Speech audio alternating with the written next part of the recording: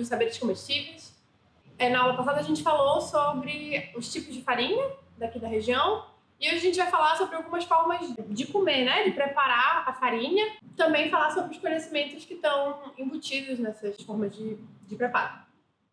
A primeira receita de hoje é o caribé.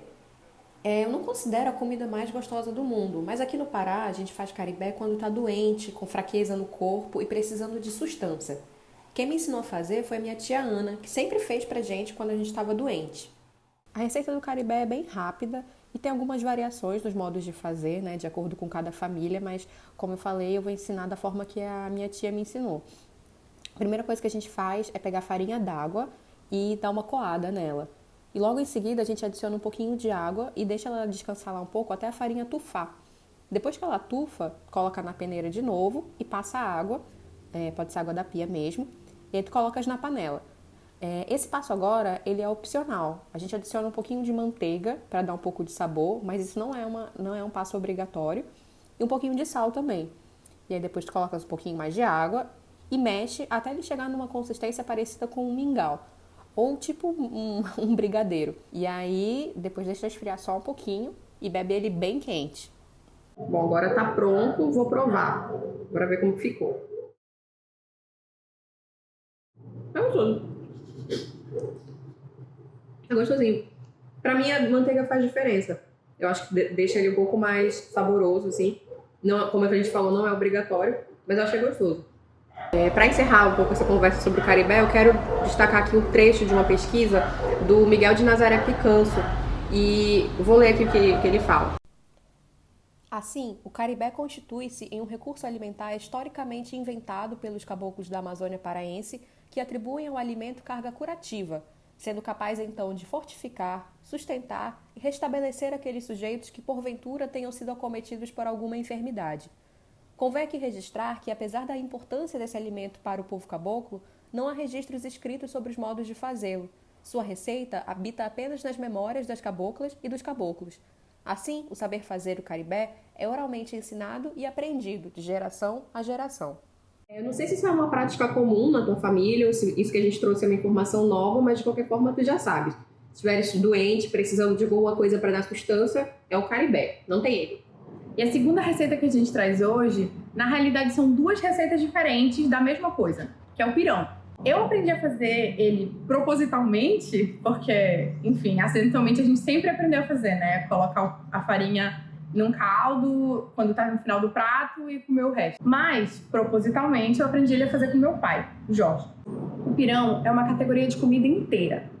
Ele também serve para o aproveitamento completo de várias refeições. Tu pode fazer um pirão com vários líquidos, né? Vários caldos, até com tucupi.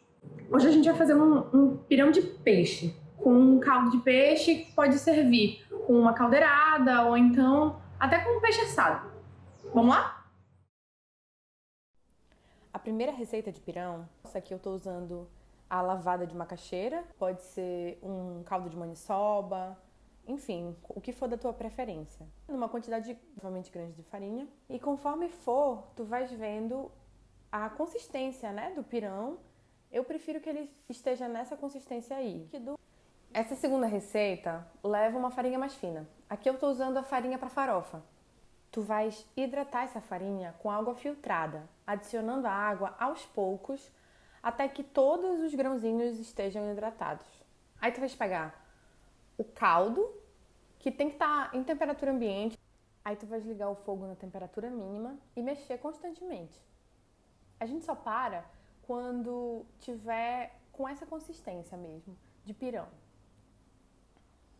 Para as duas receitas, tu podes ajustar o sal no final. Mas como eu estava usando um caldo de peixe que já estava relativamente salgado, eu não tive que fazer isso. E eu espero que vocês gostem. Dá para fazer várias variações disso. Tu podes usar farinha mais baguda, farinha mais dura. Aí com a água ou com caldo ela pode amolecer e fica muito gostoso também.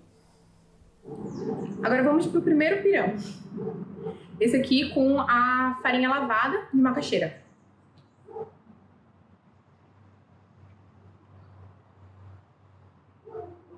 Esse aqui é o meu preferido, ele é pedaçudo. Assim, muito gostoso, ele fica absorve bastante o gosto do caldo que tu estiveres usando. É ideal, assim, se tu quiseres alguma coisa que dê mais uma sensação de mordida. Esse aqui é uma receita nova. Quando eu falei pro meu pai que eu ia fazer uma receita de pirão, ele falou que ele aprendeu uma técnica nova. Eu resolvi testar, até porque não é o meu preferido, mas ele fica muito gostoso. E pode ter alguém que goste desse jeito e se sinta, enfim, contemplado. Vamos ver aqui. Ele tem uma consistência mais... Como ele entra direto no fogo, ele tem uma consistência mais... Parece um caribé, na realidade, igual o que a Vitória fez.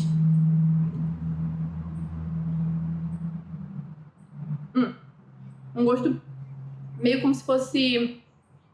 a consistência parece da goma, né? E o gosto do caldo fica mais forte. Apesar dele ter sido hidratado com água, que eu não entendo. Mas, enfim, acontece isso.